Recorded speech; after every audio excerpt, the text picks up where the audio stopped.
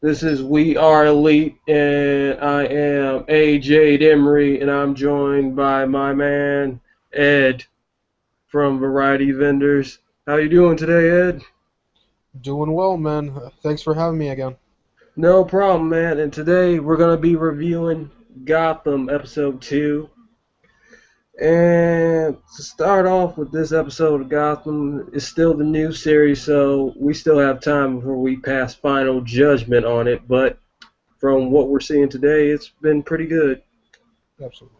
So to start off, okay, we start the episode with Bruce Wayne, a young Bruce Wayne, and he seems to be in this dark room with a candle lit, and he just keeps pushing his hand towards the candle, burning himself until Alfred knocks on the door. Not knocks, he kicks in the not kicks in the door. He just barges through, asks Bruce what is he doing. Bruce is trying to hide his burnt hand. He sees Bruce has these burns on his hand, and he says, "You stupid boy!" and just embrace him for a hug. Mhm. Next up, we have Selena Kyle and her gang with the street kids. They're doing in the back alley, just talking until these two, this older woman and this older gentleman, pull up, Doug and Patty, and they're giving away cookies and ice cream and all that crap.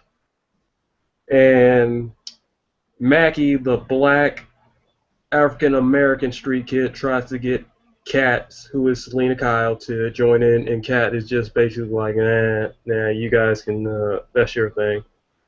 So they're getting the food until the older lady, Patty, pulls out a needle which holds a tranquilizing drug in it and stabs most of the street kids, except she tried to stab Mackie, but she is interrupted by this old homeless veteran. Mackie is able to escape.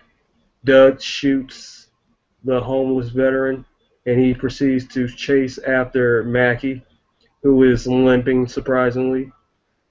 Mackie tries to get away from Doug, but Doug puts hands on him and throws Mackie through a window of a fancy restaurant. Ed, your thoughts on this? Well, it's I'm not pretty sure that if I've got any thoughts about it. Um, it was I think it was a cool scene because it was a great way to introduce these characters. It was really a throwback to the animated series where you would have like these sort of I wouldn't say like, over the top, but they were kind of over the top, because because the thing is about the series, it's like, okay, we're gonna make this more realistic And gritty. and gritty, yeah, but it's like, okay, we're gonna introduce these two characters, and they're just like, okay, chop chop, come on, everybody come in, and everybody, grab a sandwich or whatever. We're here to help you out, and yeah, this was yeah, like something straight out of the animated series. You know Um, what I liked? Doug had a line where he's chasing Mackie down the street. It was mhm. kind of a little bit funny to me. He was just going after Mackie, who was limping away his best. He was like, "Slow down there, little buckaroo." I'm Yeah. saying to myself, buckaroo. I haven't heard that one in a while. Oh yeah, absolutely. But anyway, the next scene we have James and Harvey showing up on the crime scene. Mhm.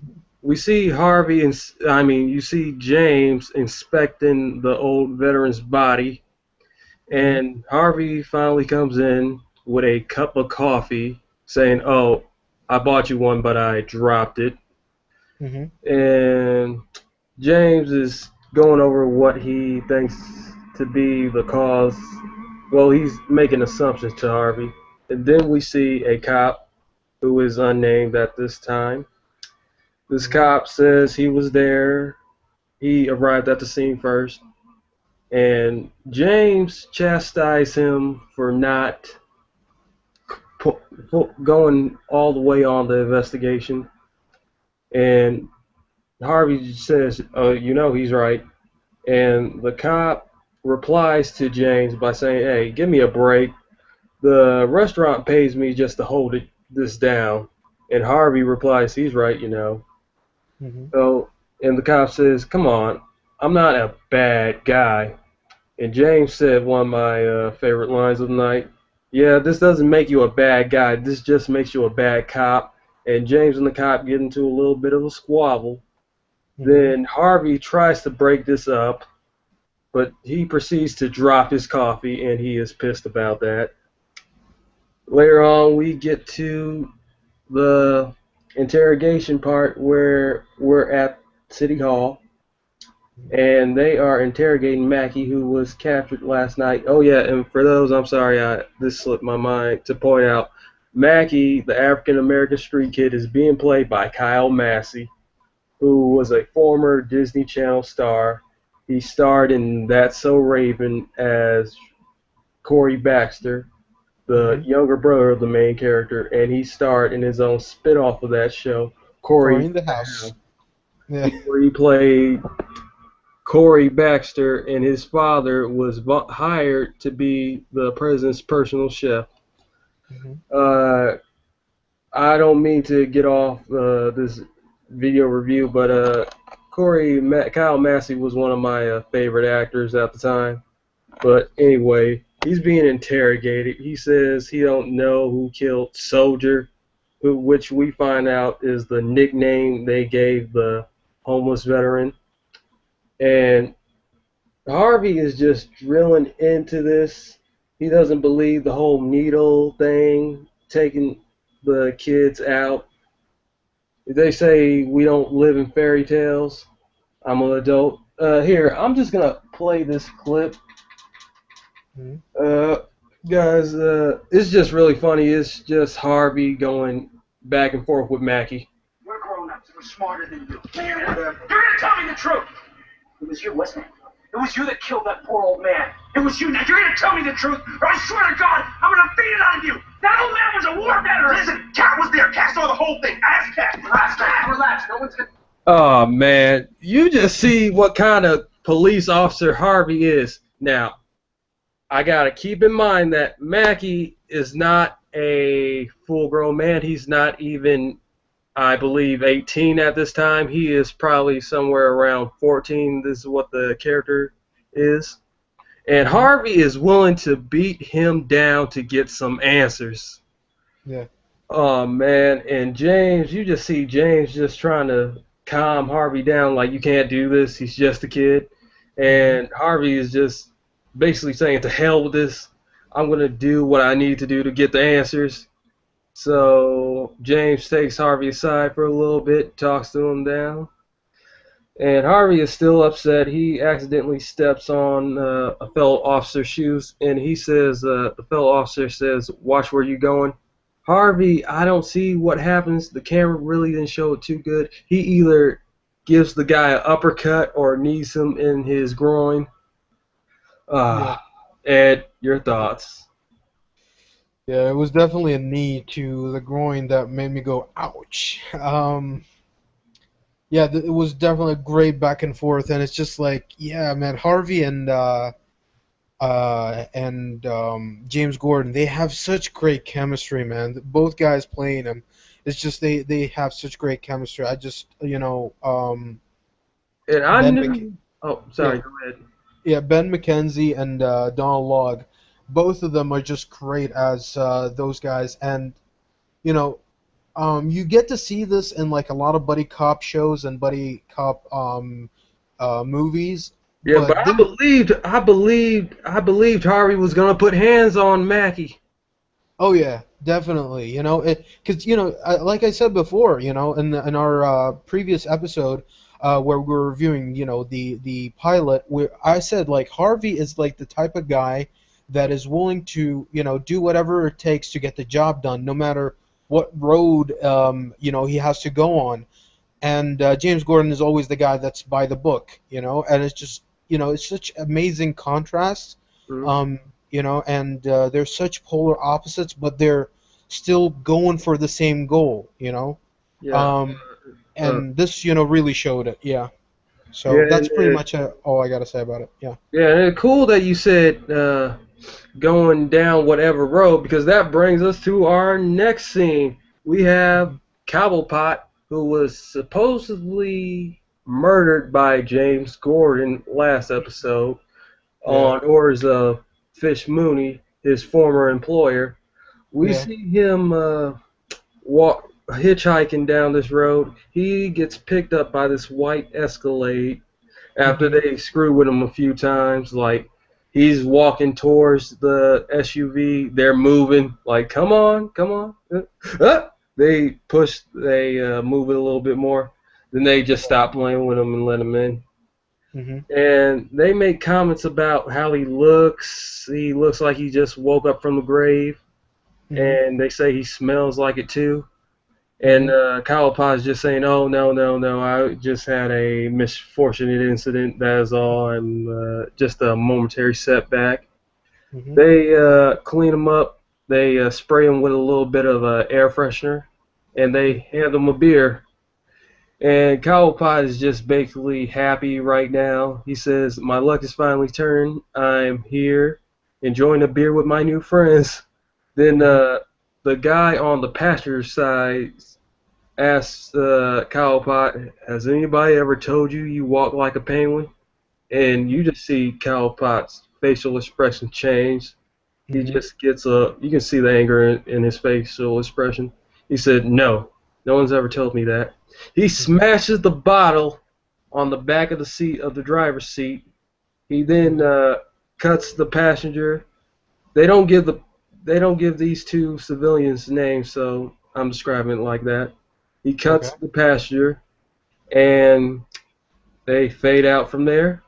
Then we get back to the commissioner's office, and the commissioner is basically telling Harvey, James, look, I can't make you break the rules, but you would get farther if you get on board with how we operate here. Hmm. Then you have Harvey saying, I don't get it. Why would people kidnap kids? Now, if it was a hot young broad, I could understand that.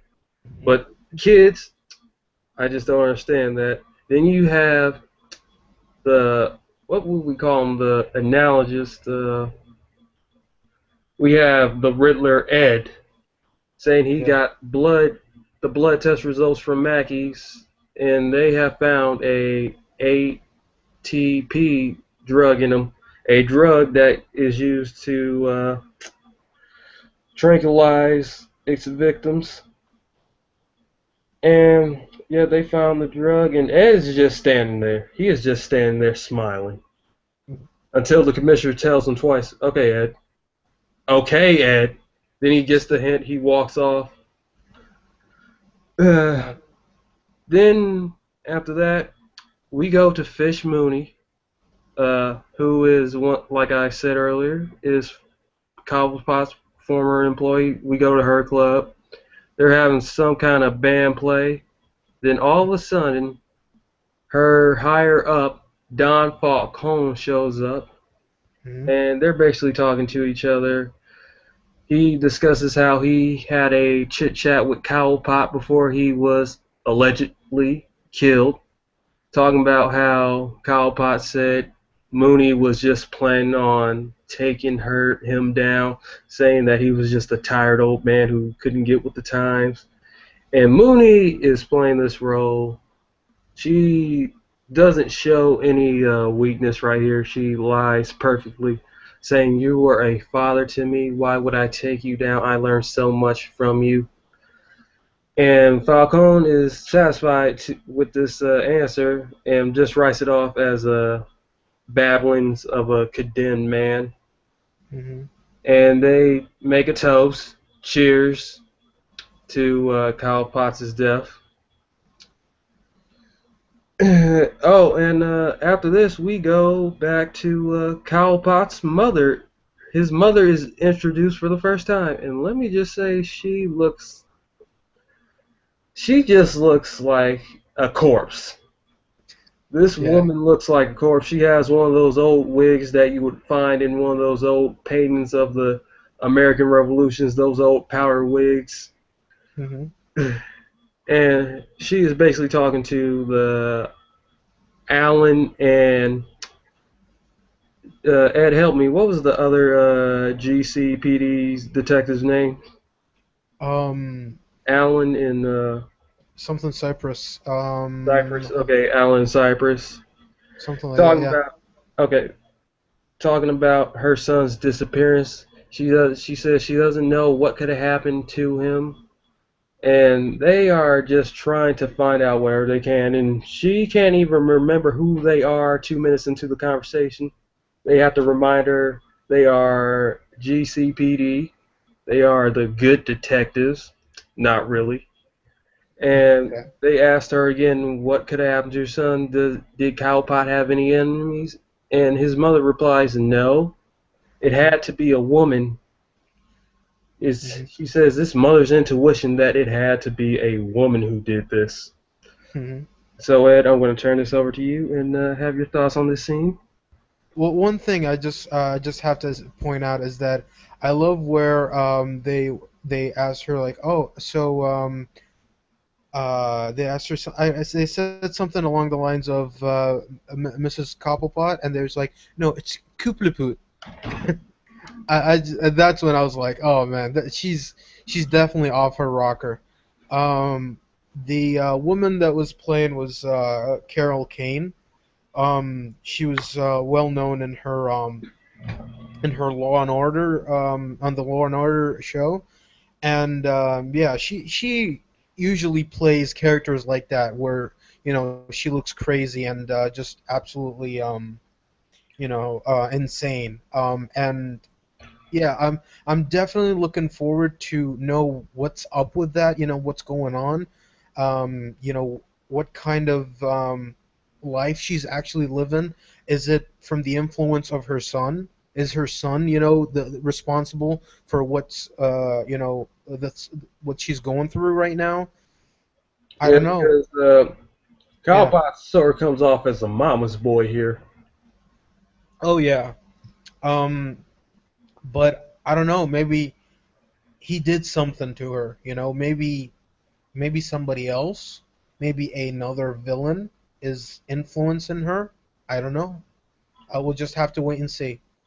And this Okay. is that's what I love about the show. You're just looking forward to whatever happens next. So Because the yeah. writing's so great. It's not written like how the older superhero shows were. It's written like an actual show, like just reality, more reality based with superpowers, as I would put.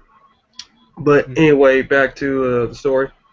We go back to Fish Mooney's club, and her right hand man, her main stooge, Bush, informs her not to go after Falcone just yet. Hmm. Mooney agrees, saying that it's not the time, it's not the proper time yet. Hmm. And Mooney just goes on to this dialogue talking about how she promises on her saint mother's grave that she will take down Don Falcone with her bare hands and teeth. Hmm. And later on, Mooney starts to think about Cobblepot, Yeah. and she remembers the talk that she just had with Don Falcone. Hmm. And she says to herself, man, if only I wish Cobblepot was here so I could have made him suffer even more. She regrets that she killed him off without torturing him first. Right. Yep, and basically, I think I want to give my thoughts on this scene. I think Jada Pickett played this pretty good, and her delivery was so believable. You just got into it. Hmm. Uh, Great speech. She knows how to deliver those lines. She's playing this character well. It was just a short scene, but she got the point across. And Ed, what was your thoughts on it? Um. nothing much to say. She's awesome in this role. Yeah. Um, It's hard to say because it was such a short scene. oh yeah, absolutely. And the thing is, you know, I was never a fan of Jada. And whenever she's on, I'm like, she's like a supporting cast member. Remember Scream 2 when she was like that, that black girl that was like always in the movie theater where she's like so loud and stuff like that. Yeah.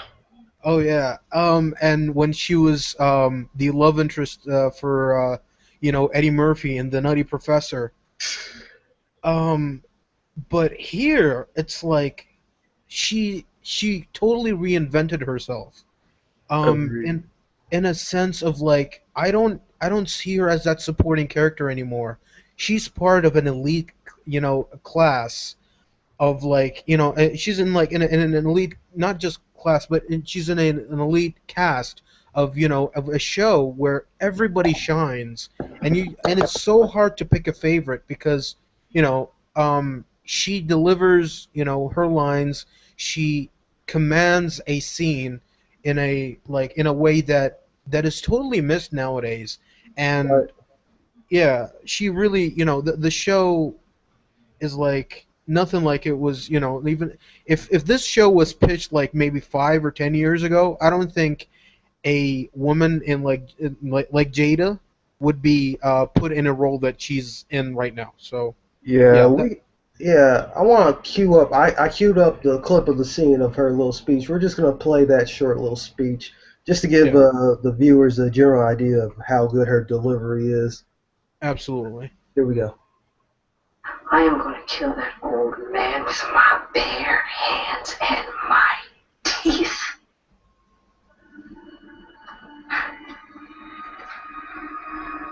Aber auch nicht gut. I just wish that penguin was still alive. I didn't make that little punk suffer near badly enough. Wow. Hmm. Short but to the point. Absolutely.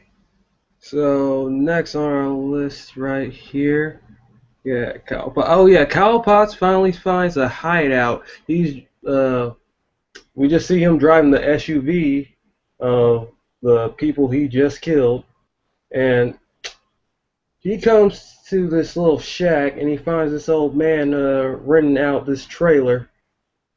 And the old man asks him, do you want to look at it first? Like, no, he just pays the price for rent, which is $100, without looking at it. And the old man starts looking at his truck, and he says something about, that's a nice car you got there. What is that, 18 Hemi? Hmm. And Kyle Pot quickly runs in front of the SUV saying, yeah, nervous, breathing heavy. Hmm. Yeah, it's an 18 Hemi. Sir, could you just give me the keys to the trailer? Yeah, and the old man says fine. He just tosses him the keys. Kyle Potts gets back in the SUV and drives to the trailer. So Kyle Potts has a new hideout, and I like this scene because this shows that Kyle Pot is more than a stooge. He's a schemer himself. He's not afraid to get his hands dirty. Hmm. Ed, what was your take on this? You said everything that needed to be said. I just the previous episode, I didn't think that Penguin wasn't my favorite. It was like He was a portrayed cross. as a wimp. Oh yeah, like the first one, in the pilot, Gordon, Harvey, and Mooney were like my top three, but now it's like Penguin is like right up there. In this episode, he really showed what he can do, and not just that, but he can be a great character because the Penguin was never like my favorite villain, but Me and in this mine here.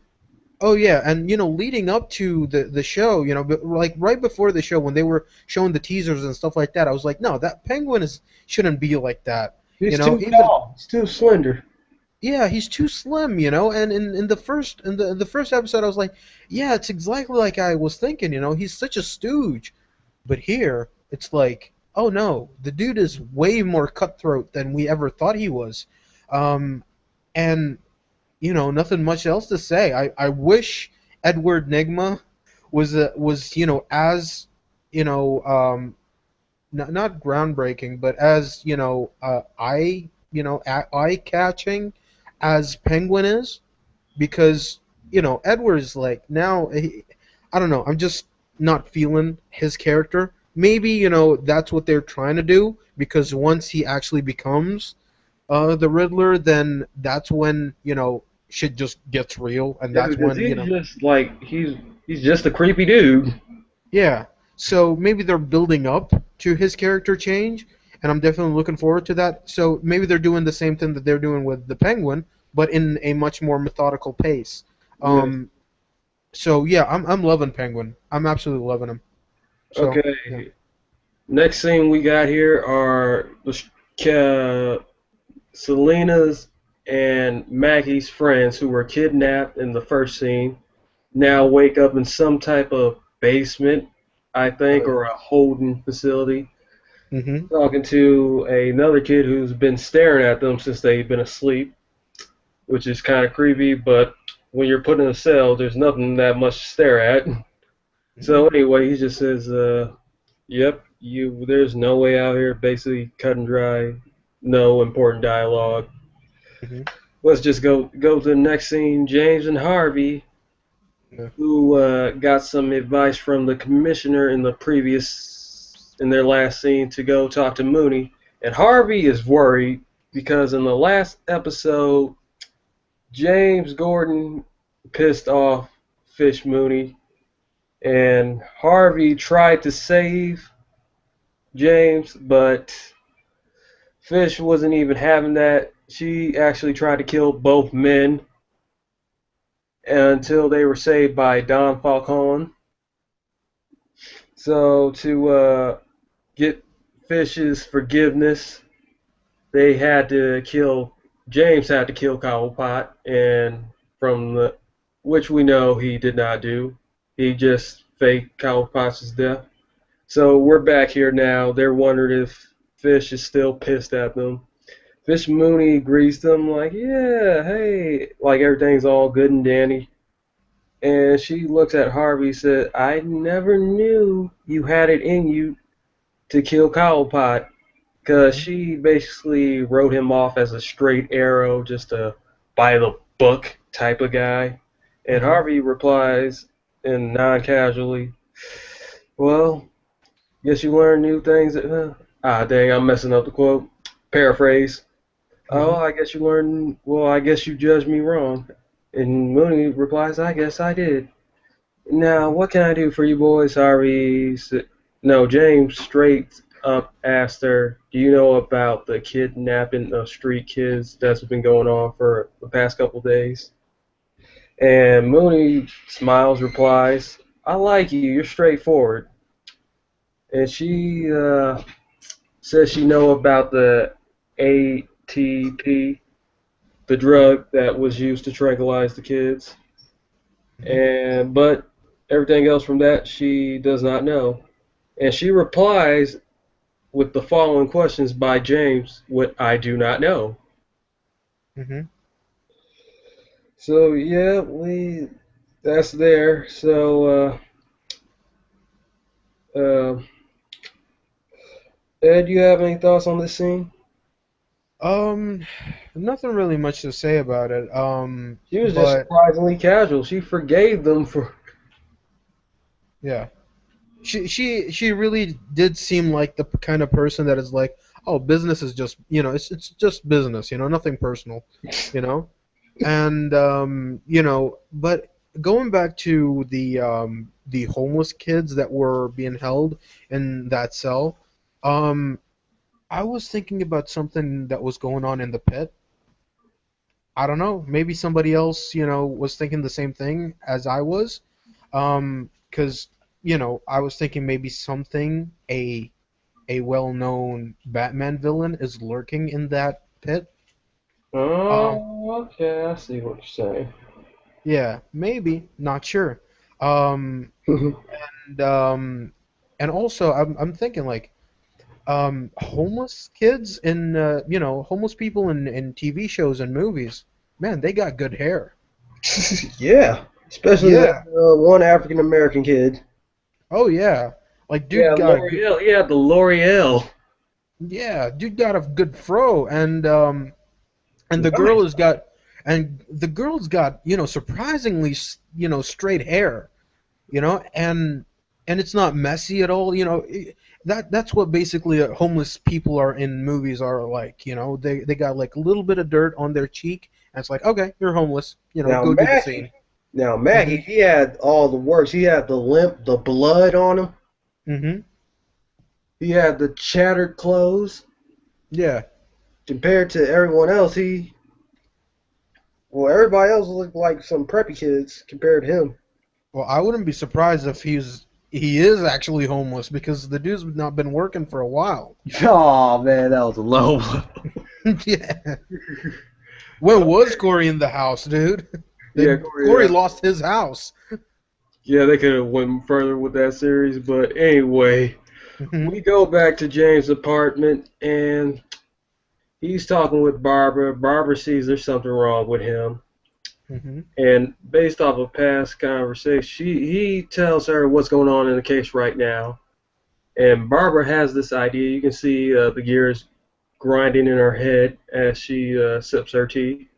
She says something along the lines like, "Doesn't the newspaper get anonymous calls all the time?" And Harvey replies, not even looking at her, not even thinking about what she just said, "Yes." Mhm. Barbara runs to the nearest telephone and basically tells the newspaper about the homeless kids being snatched up off the streets, which had up until now been secret by the police stations.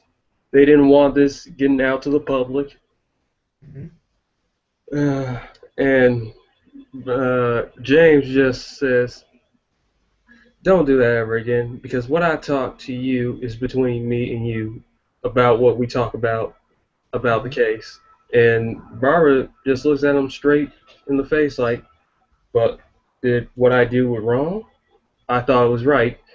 James replied, "Yes, it was right, but nothing." Mhm. So anyway, what did you I think just I about? just want I just want to ask you just one thing, before we move on.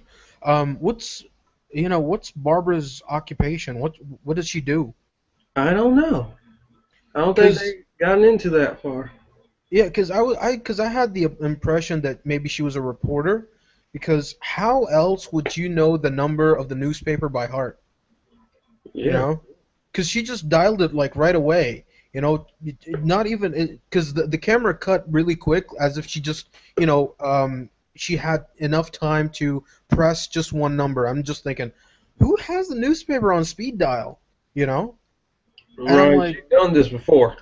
yeah, she absolutely done this before, and I'm just thinking like, okay, she's probably a reporter or something like that. You know? She's gonna come in the next few episodes with a aliases and a Yeah. voice disfigurer. Hmm. Or she's gonna have one of those old corny action hero aliases, Deep Throat. This is Deep Throat. I gotta tell you about the crimes being committed. Yeah, Yeah. they're serving cocaine in the back of this fast food joint. Yeah. It doesn't matter. Just get here now. And the thing is about Barbara, I don't know. I just from the first episode and here even more, I just got that, weird vibe from her that it's like, yeah, she's kind of a bitch. And Mm, it kind of that vibe. I mean, I don't are you a fan of Breaking Bad? yes. Oh, Okay, I'm so Skyler. yeah, so it's the same as Skylar. It's like, yeah, she's kind of bitchy. And I don't want to spoil anything because you and I are a fan of the comics, and maybe like some of our viewers are not a fan of the comics. Yeah, They're more into the show. let's not. Um, yeah, it's just like for whatever happens, in the future, if they would implement it into the storyline, I'm like. you know what? I kind of now get why Gordon is what he is, you know? Yep. Okay. So, different perspective given. Yeah. Okay, next we're back at the police station and the commissioner is pissed. She is asking who dropped dime, who told the newspapers. She looks at Harvey straight with dead eyes, and Harvey's just like, it wasn't me. Then next she turns to his partner in crime, well, his partner in justice, Hmm. their style of justice, James. He Hmm. said, I didn't do it. I swear. And in fact, James was telling the truth. He did not do it. Yeah. But they go back to Hart. They go back to Harvey. She said, "I just want this taken care of before it gets even more out of hand." And Harvey looks at James like, "Man, you just lied so good. I actually believe you for a second." James holds up his newspaper or whatever. He's sitting down, looks at the newspaper like, "What? I was telling the truth." Hmm. Next, we have Patty and Doug, who, if you guys remember, are the two kidnappers. They go to the ATP dealer, Quentin, Hmm. who is holding the kids in his storage facility.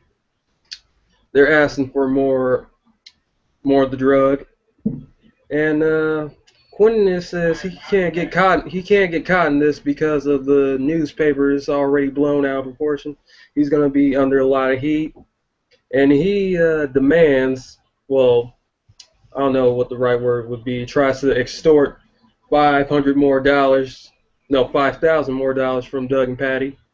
Hmm. And Doug and Patty just look at each other. He said that was not part of the deal. They take out Quentin's security guard. Then they look at the security cameras that is posted outside. They see a police cruiser that belongs to James and Harvey, and they're all panicking. Oh shit, cops! Hmm. Okay, now here's the good stuff. Here's where it gets good. James and Harvey have a talk about woman, particularly Barbara, and they talk about his relationship with her. And Harvey tries to play all street hardened Dr. Phil. Like, let me guess, you went to Vietnam. She's your high school sweetheart, and you went to Vietnam. You fought. You met some hoes. You came back. You feel guilty, and you're going back to Barbara. And James says, and pretty much says basically, and Harvey says one of my favorite lines of this episode. You know, you're a monkey riding a racehorse. A monkey riding a racehorse. Hmm. Uh, I tried to figure that out. I don't remember I don't remember monkeys being jockeys, but okay, it was a good line. Yeah. So they come in, they come to the warehouse, they see Patty, who's now pretending to be, what would you say, secretary or receptionist to Quentin, to Quill? Yeah, sort of like, yeah, a desk clerk or something Yeah, like the that. desk clerk. She's pretending to be the desk clerk. They're coming to interrogate Quill, and he's Hmm. saying, "I don't know anything about the drug. I used to supply it for the Arkham Asylums." Hey, and he tries to change the subject. Did you know the Arkham Asylums were supposed to open back up? The Hmm. Waynes were supposed to fund that until they got murdered. Now it's up in the air. Hmm. Then you see Doug in the background. He's loading his gun. He's getting ready to what is about to commence. Now my memory is a little hazy. I'm sorry about this, guys. There begins to be a shootout. Hmm. Patty and Doug retreats. Not before Quentin is trying to get Patty and Doug to get rid of all the drugs. And it ends basically. This scene ends with Harvey kicking down the back door, I believe, and finding all the kidnapped street kids. Uh, Ed, Your thoughts on this scene and Harvey's dialogue? It was great, absolutely great, and I You're a loved. you're a monkey riding a racehorse. Yeah. Harvey's always great. The guy playing him, like I said, was, Donald Logue is like, you kind of can tell that he might have, had some, a little bit of influence into the lines that Harvey Bullock would say because Absolutely. it really feels very natural, and the stuff that he would say is just like very witty, very stuff that is like improvised. It's so great the way he does it. And you know the guys that were playing Patty and what's Doug. the other guy's name? Yeah, Doug. Yeah. Those two, they revealed that they were working for the doll maker.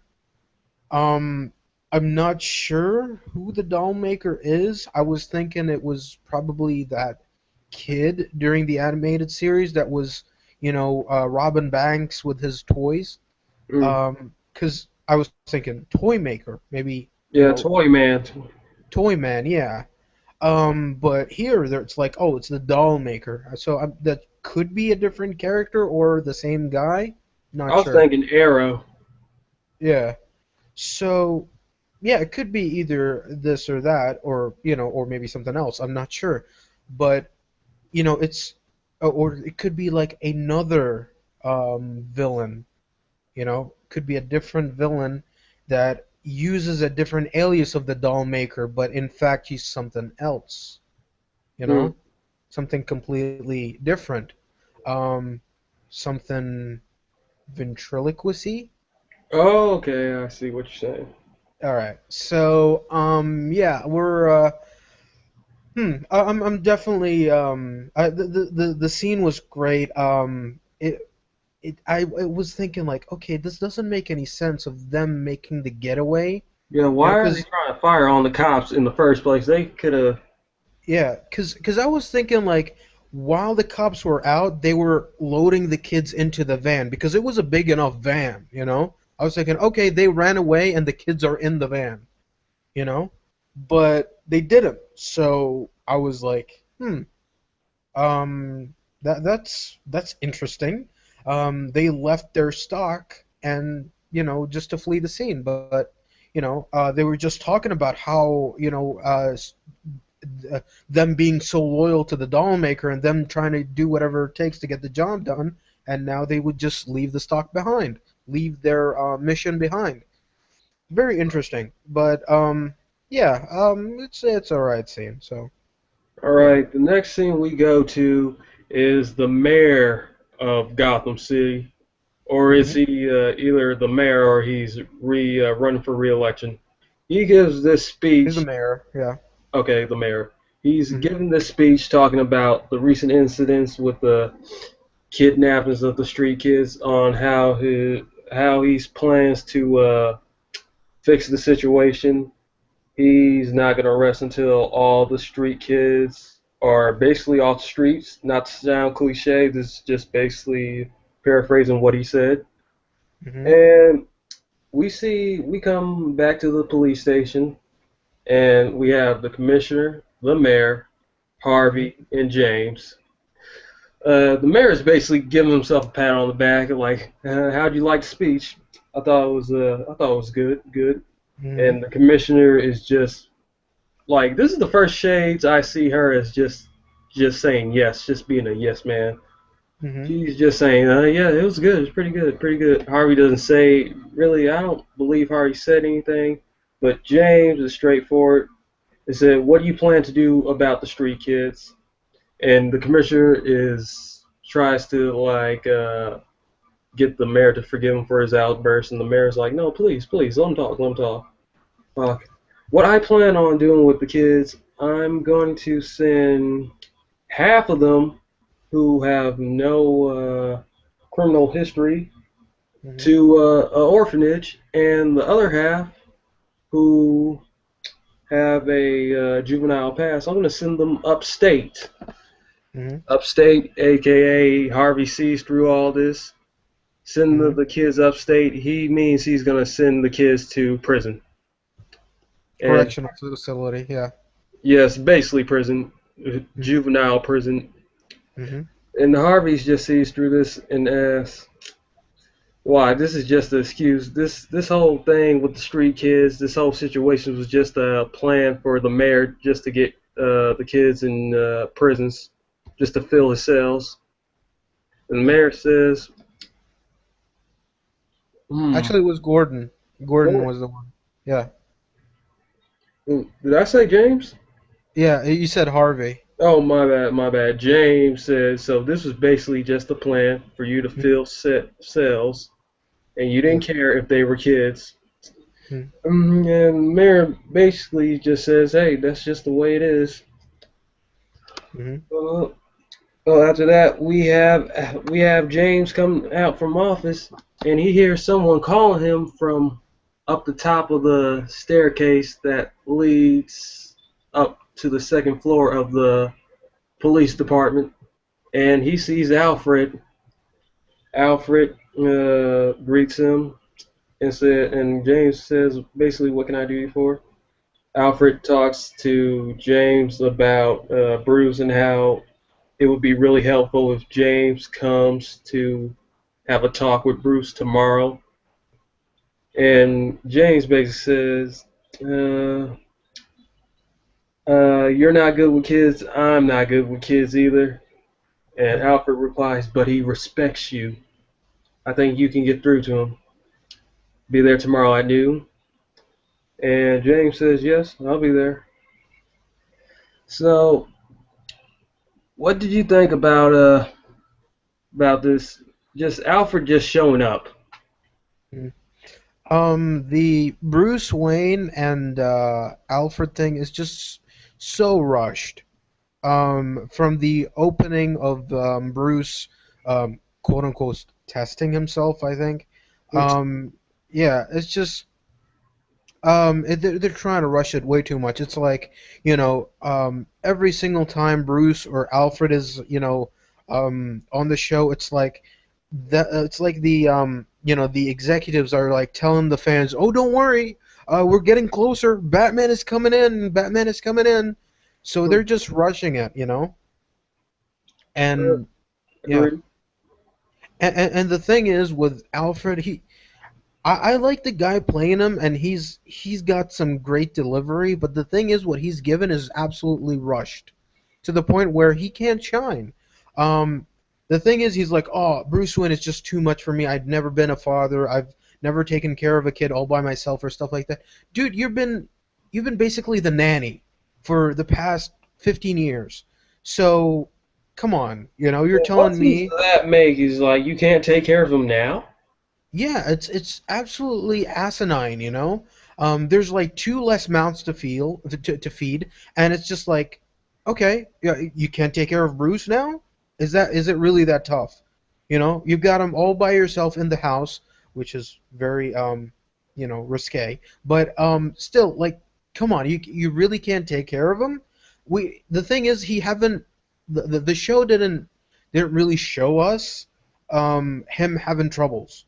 You know, the only thing that we got to see was Bruce burning himself. We didn't get enough time. Where was Alfred? Was he too busy dusting? Is he really? Come on, you're not going to spend quality time with a guy with a kid that just lost his parents. You should be with him like 24 hours a day.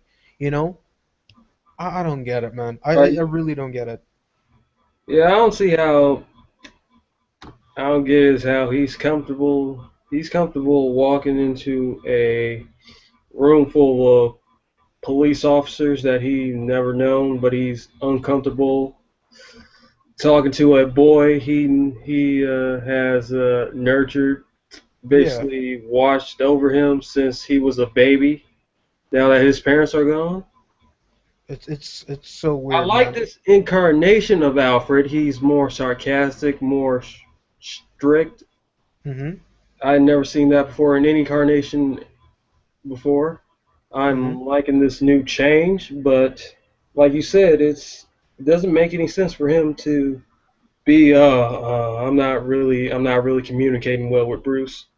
Yeah. How many times have you babysit Bruce while Martha and Tom was gone on business meetings and stuff like that? You have a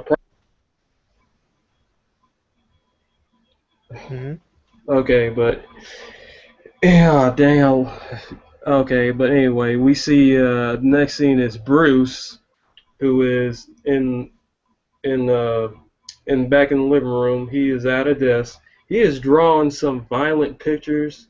He's drawing people with blood coming from out their eyeballs, and he's listening to this heavy, loud, heavy metal music. Hmm. I was like, okay, that's a change. Like it's just a short scene. It's a change because never knew Bruce in any carnation to be a heavy metal fan. Too Uh, emo for my taste. say what? Say again? It is just too emo for my Yeah, taste. he's getting into not even. He's just getting golf to me. Absolutely, yeah, yeah. And man, too soon to brood, man. Come on, you're too. Oh man. Okay. Now we have Gothic Bruce Mhm. drawing pictures with people's beheaded heads and blood coming out of eyeballs. Yeah. Yeah, then basically the next scene is we see Kat, Selena Kyle. Mhm. And we haven't seen her since the beginning of the show. Mhm. And she's finally here for the last, let me see, 20, the 20 three, minutes or 22 minutes of the show. yeah. Yeah, they finally found her with the rest of the street kids, who are now being boarded on this bus. So they're putting the homeless kids on this bus, and they come to Selena, and I don't even know the word for this, Bus drivers. one of the Sure. bus Yeah. stewardess, because that's how she was dressed. She was dressed as like a pilot, like a flight stewardess. Mhm. Asks for Selena's name, and only thing Selena just says is, "I need to speak to James Gordon." The stewardess keeps saying, "Name, I need to speak to James Gordon."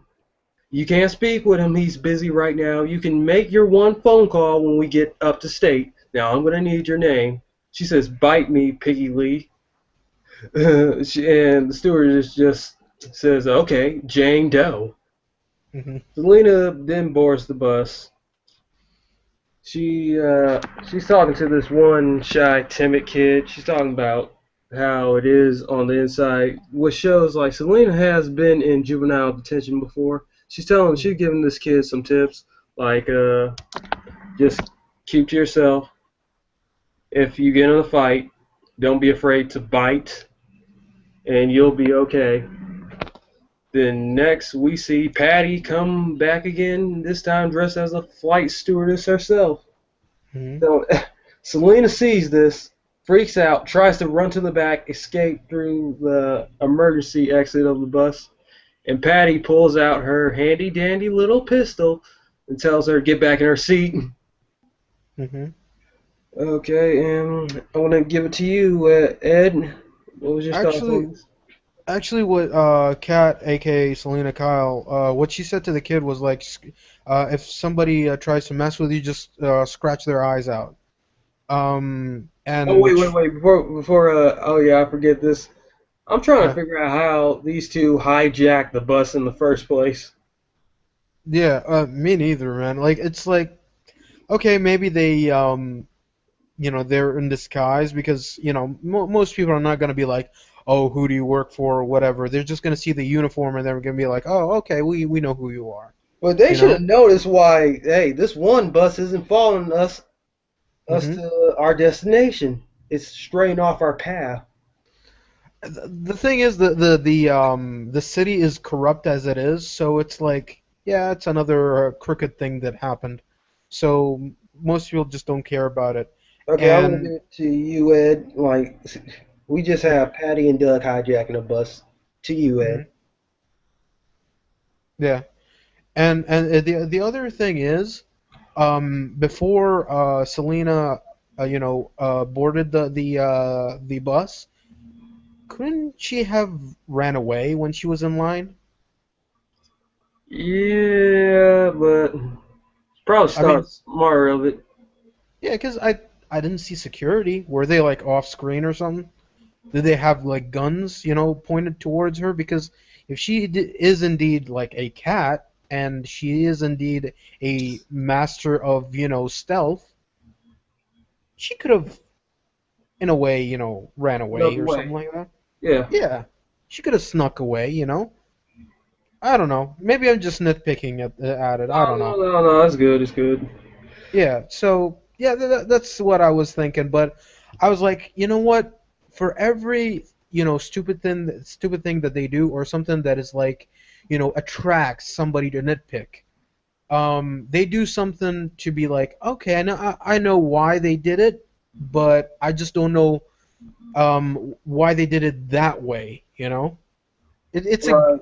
It's their yeah. way of trying to convey it to us. Mm-hmm. Because the payoff is always better than the build up in this series that I've noticed. You know, I don't know. Maybe I'm just the only one thinking about this, but yeah, that's basically what I was thinking. Yeah, that's pretty much it. That's all I gotta say about it.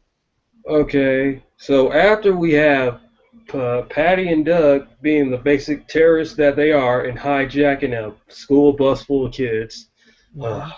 we have the mayor who is trying to be like George W. George W. He is pissed that the bus was hijacked, Hmm. and he is infuriated because the press is already out with the street kids. The last incident, he doesn't want the press to find out about the bus being hijacked. And the Hmm. commissioner says assures the mayor that Harvey and James are on the case. Then we go to the holding cell where Harvey and James are interrogating Quill, and Harvey is just beating the hell out of Quill right at this scene.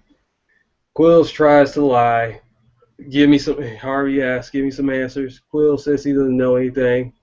And Harvey, this is a cool thing, a cool part right here, and he was telling the truth. Harvey points at James, said, "See him? He's my partner. He normally is pulling me off, guys. He doesn't like when I use brute force to get answers. Hmm. But with you, he has no problem with it. Now, why you think of that?" And Quill just shrugs his shoulder, and yeah, they get back to James like, "Just tell us what you know." Hmm. And basically, he tells them about a logo. Oh, I'm sorry about that, guys. A logo Hmm. that goes with the shipping company or whatever they use to ship off the kids. Hmm. Yeah, Harvey has Quill to draw the logo, and no, James has Quill to draw the logo, and Harvey is stopped by James from continuously beating Quill. Hmm. Yeah, Quill says that it was like a fork and a plate. a fork and a plate. Yeah. And the next scene, we have the kids arriving at the warehouse, and you Hmm. know what? Guess what? They're doing a head count, and they're missing one happy camper. Hmm. And I think we all know who that is. Hmm. It is Selena. She is still on the bus. Right. So we have Patty trying to find out if who she doesn't know it's Selena. She doesn't know if it's a boy or girl. She just knows there's one missing kid. We have Patty walking on the bus, investigating. She is checking everywhere. She's checking the floor. She has her gun out.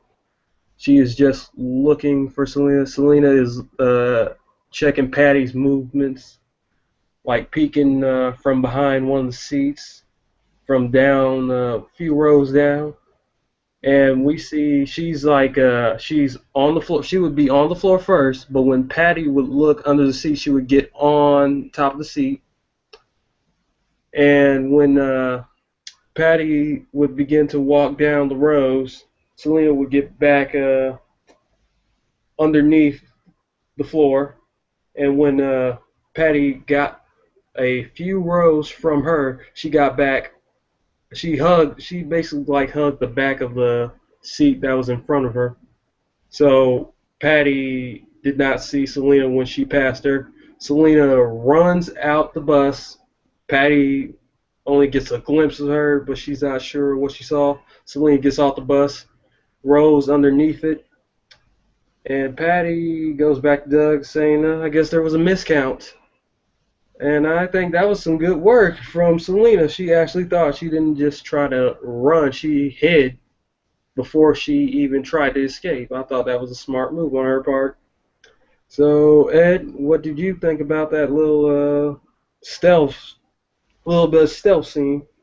It I hate saying this, but it really felt choreographed. You know, like whenever she would tilt her head, whenever Patty tilts her head, trying to peek, and Selena, hides back in. She goes down. She looks down. Patty looks down. Then Selena looks up. It's just it really felt choreographed. But all in all, it was a good scene. And her, pointing a gun, in a sense of, yeah, she's not afraid to shoot at a kid. Really made her seem like a cold-hearted bitch, Yes. and yeah, it just I like that. I like that from Patty. But it really feels like she's gonna be playing second fiddle to whoever the doll maker is. Um, once he Pierce debuts. yeah, once he appears or debuts, and yeah, but it is definitely it's definitely upsetting But because that's true. she But that's true. She is a subordinate to the doll maker. yeah, but still she's just too good of a character to be playing second fiddle to anybody. I don't care who the doll maker is, even if he is like a great villain, Wait, wait. she You might change your mind, but go ahead. yeah, maybe I would change my mind, but at the same time it's like yeah, but she still is a great, villain, I think. She can be on her own. Um, so yeah, that's pretty much all I gotta say. Yeah. Okay, next we have here is Selena escapes. No, no, no, no, no, no. We already made it past Selena escapes. Uh, James Gordon figure out that it's not a fork in the road. Mhm. It's not a symbol. It's a trident. Mhm. So we cut back to the warehouse scene, and we hear this screaming. And this guy has his eyes. He's just holding his eyes Mhm. like he's just been clawed to death. Mhm. And we have Doug and Patty running over to him. Mhm. And Doug goes to look for Selena. And it's funny what happens. We don't know what happens to Doug, and we're going to talk about that in a few more moments. But Patty looks at the guy who's still holding his eyes. She said, "Let me see. Let me look at that." He uncovers his eyes. He takes his hands off, and we see just his eyes has just been clawed, Oh like yeah. like an actual rabies-filled cat has clawed his eyes, or like a What young a baby. Wolverine. Yes, like a Wolverine has clawed his eyes, or like a young baby tiger cub or something like that has Yeah. gotten to him. And Patty, and I know what you're saying that she is a good villain because this shows a good example. Okay, this shows a good example of it when Patty says, "Don't worry, we're gonna get you some little medical help and some first aid." Patty, Mhm. while she's saying that, Patty is loading her gun, Mhm. and he is saying, "What was that sound?" She says, replies to him, "Nothing." She Mhm. loads her gun and puts him out of his misery with a one through the head. Yeah. That was great, and she then continues to help Doug look for Selena.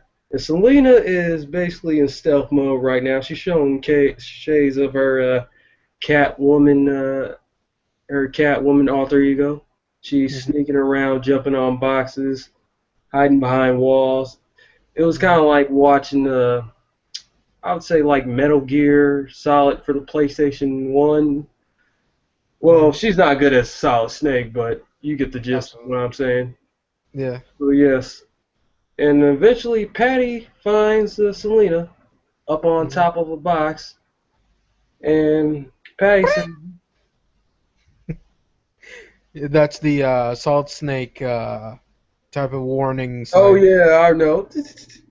With the red exclamation points overhead. Yeah. Oh yep. Okay, so Patty finds Selena on top of one of the crates, and Mhm. she's just smiling, looking, shaking her head. Do you know what kind of trouble you caused us? You are Mhm. one naughty little girl. She points her gun at Selena, and she is about to shoot until Harvey just comes out of nowhere and knocks her down. Mhm. Harvey ain't afraid. Harvey is just like me. He's an equal opportunity justice beater upper. He's an equal Yeah. opportunity ass kicker. Mhm. Male or female, you do wrong, he's coming for your ass. Oh yeah. So yes, after he grabs Patty by the collar and asks her, "Where's the other kids?" Mhm. And after that, we cut. We go to the station, and we have Selena sitting down, and there's this older African American detective, and he is trying to see about getting Selena. I could be wrong, to a foster home or back upstate. Mhm. Ed? Yeah. He was trying to get her back to the foster home. Okay, back to a foster home. And Selena's playing that those lines that she used a few scenes ago. Let me talk to James Gordon. And the detective's not having none of that. She says, "Let me talk to James Gordon now, or I'll tell everyone you touched me." And he is scared. This detective just loses his shit. He is just scared. He Mhm. can't.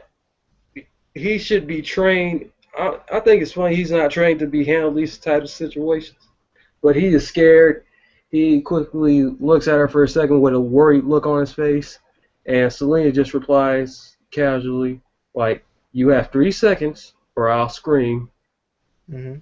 He thinks about it for like a half a second, and then he runs to get James Gordon. Mhm. And Gordon comes and talks to Selena, and basically says, like, "Can you get me out of foster home? I can give you anything you want." Actually, but before that happens, when the detective is walking away, they cut to Penguin in the shack. Oh, my bad, my bad. Thanks, Yeah. James. Thanks, James.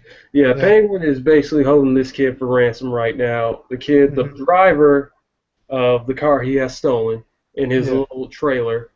And he Mhm. called his mother. He called the driver's mother, and he's trying to get a little short. Well, I think he was asked for $10,000.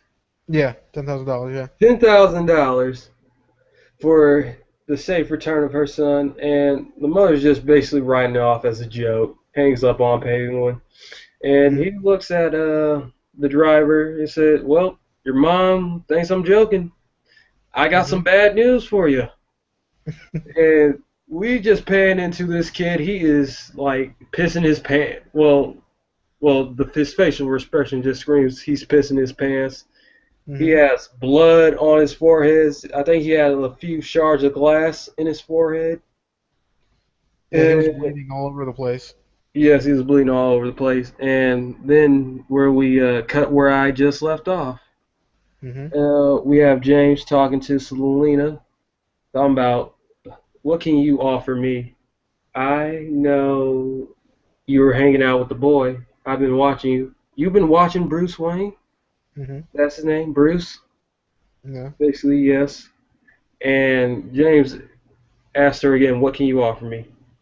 I seen who killed the Waynes. I seen his face. Now I'm thinking to myself because you and me watched the first episode. I don't Mhm. remember unless they did it off screen, which I Yeah. think they did. The man. was wearing a mask. He never revealed his face.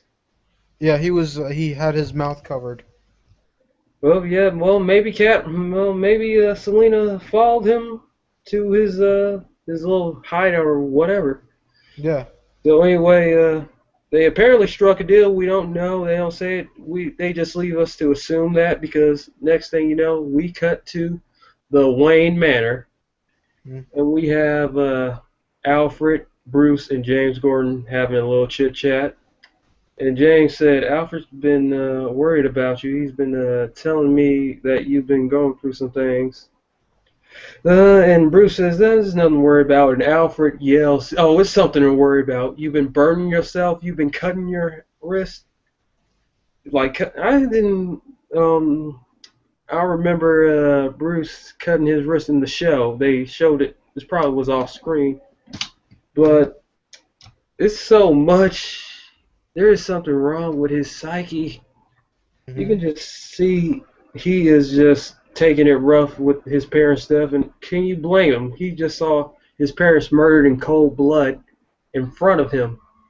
So I really can't blame him, but Alfred should be there to comfort him more at times like this instead of just being like, okay, I'm going to check up on him every 3 hours. It Hmm. shouldn't be like that.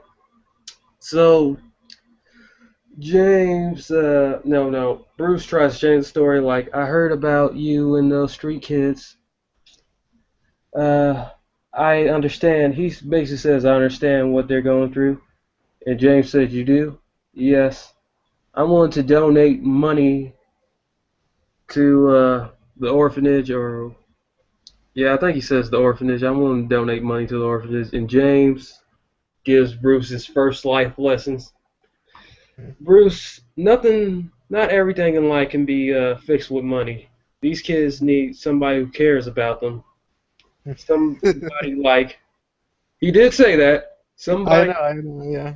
Somebody like Alfred, like how you have Alfred. Somebody Hmm. that cares about them.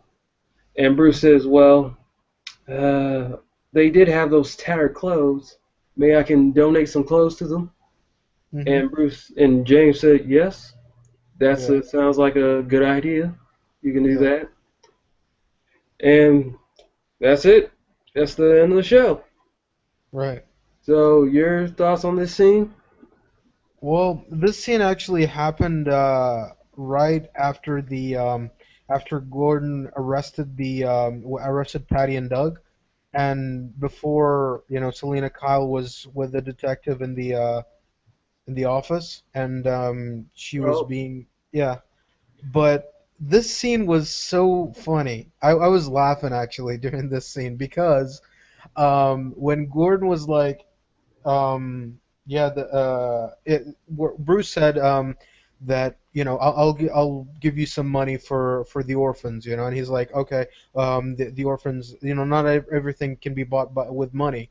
What the kids need is like somebody to be, someone to take care of them, like you've got Alfred.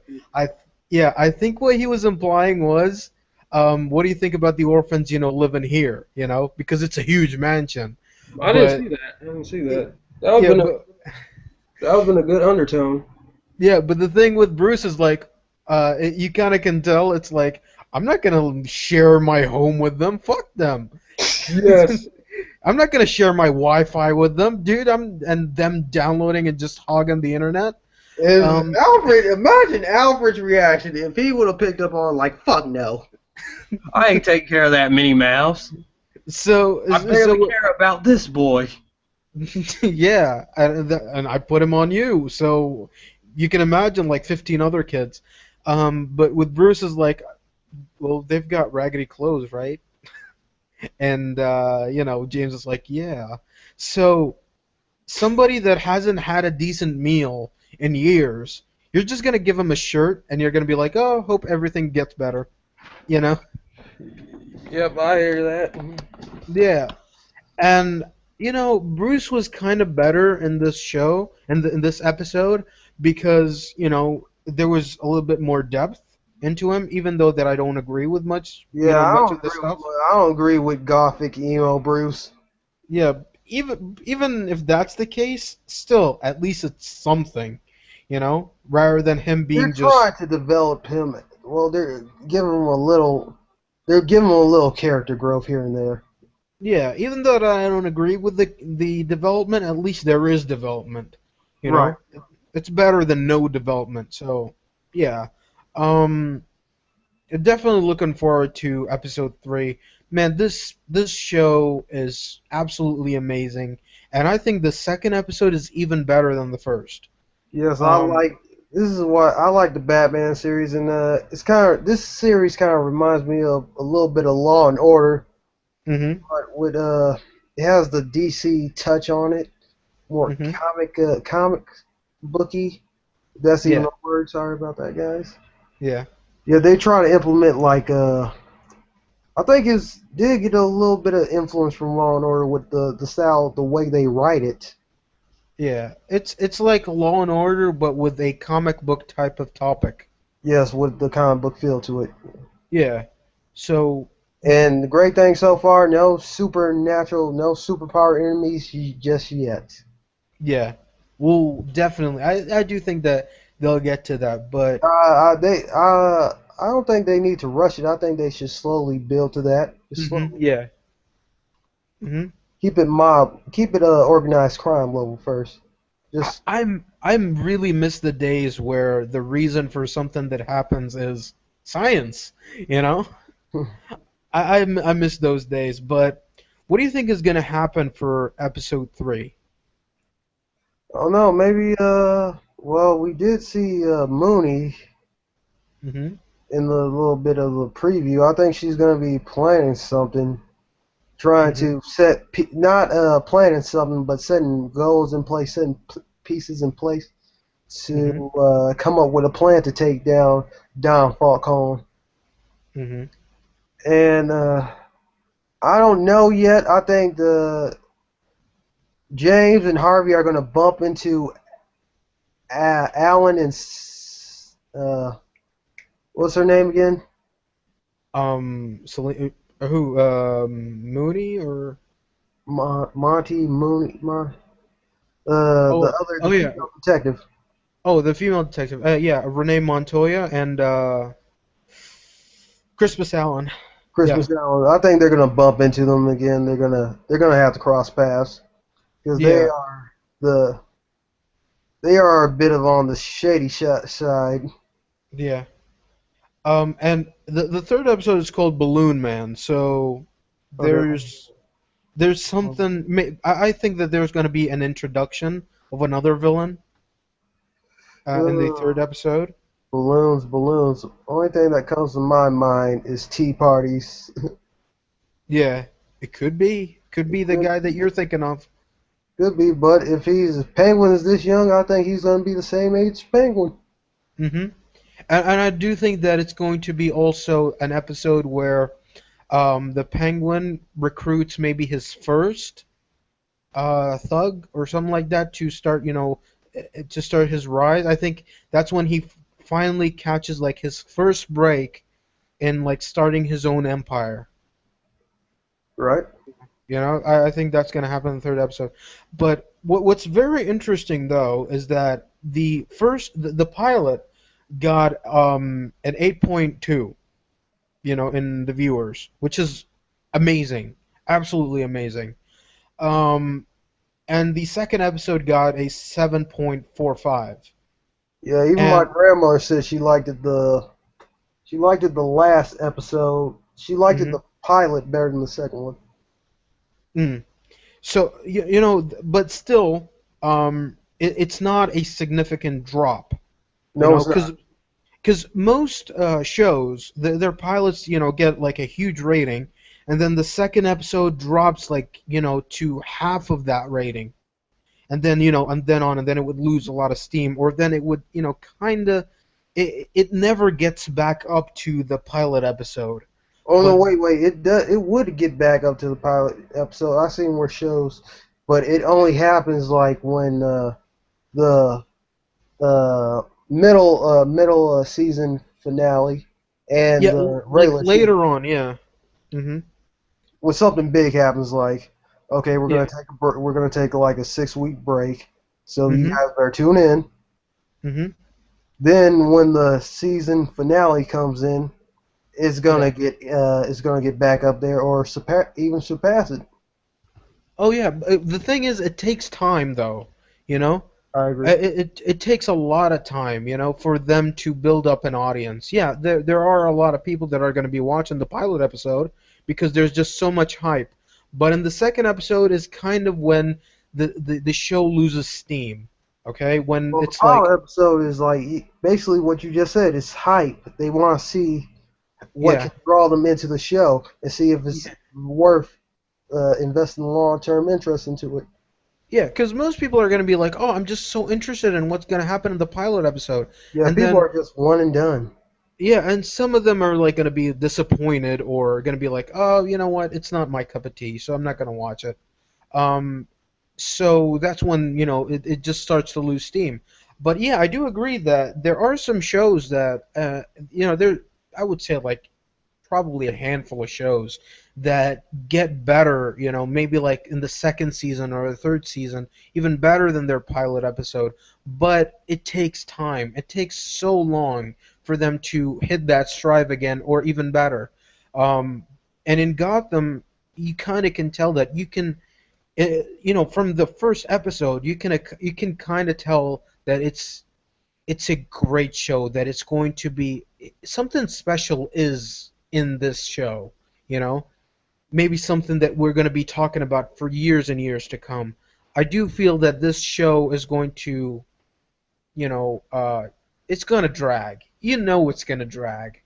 It's going to start off great. The first few seasons are going to be great, but it's going to be dragging in like, because, and once it reaches its fifth season, people are going to be like, okay, when is this gonna end? This is really going on too long, you know? Ed, this is only the second episode, man. It's too far. Uh, it's too fresh to be making these kind of calls right now.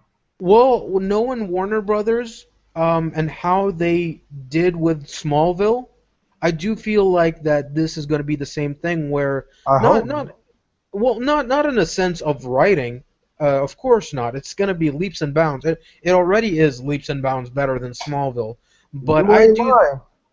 Yeah, but I do think that it's going to be at the point where it's just going to drag in a sense of this show is going to go on for like 10 seasons, and it's going to be like, in the 10th season it's going to be like, oh, we're going to implement this, that, and the other. I really hope not. I hope that they hit the key points, and once, Bruce is all grown up, that's where they stop the show. Once Bruce becomes Batman, that's when they stop the show. Because we've seen what Batman does already. This show isn't about Batman. It's This show about is about, Gordon. yeah, this show is about Gordon. It's all about the side characters that never got a chance to shine. It's all about the guys that we don't know about. You know, I really hope that we get to see faces that we haven't seen before, rather than faces that we always get to see, in every single movie, every single show. I'm not, I'm okay with them, bringing in familiar characters, but don't focus on them too much, you know. Focus on the side characters, the characters that we don't get to see. Educate us on the Batman lore. You know, that's what I'm expecting, and that's what I'm hoping for. So yeah, that's my 2 cents. Wow. Yeah. You got a lot on your chest, mommy. Oh yeah. Well, I can't really go off of what you just said. I'm not saying you're wrong, but I can't agree with it because for me, I Mhm. like to judge like on like either 3 episodes or 5 episodes Mhm. before I make my predictions. But Mhm. so far, these first 2 episodes have been pretty good, and there's Mhm. only been little flaws in the second episodes that we can Yeah. overlook. Mhm. But we're just gonna have to see how it goes when times goes on. We're just Fingers gonna have to, crossed. yep, we're just gonna have to watch and see. And that's it for today on this episode of We Are Elite with my boy Ed from the Variety Vendors. Do you want to plug anything before we go? Just the variety vendor and the elite click on Facebook. Just the Elite Click, where we talk about everything except pornographics and religion. Hmm. So basically, you guys can join us there. It'll probably be in the description of this video. Hmm. So thank you everyone for joining us this evening, and we'll be back to review next week's episode of Gotham.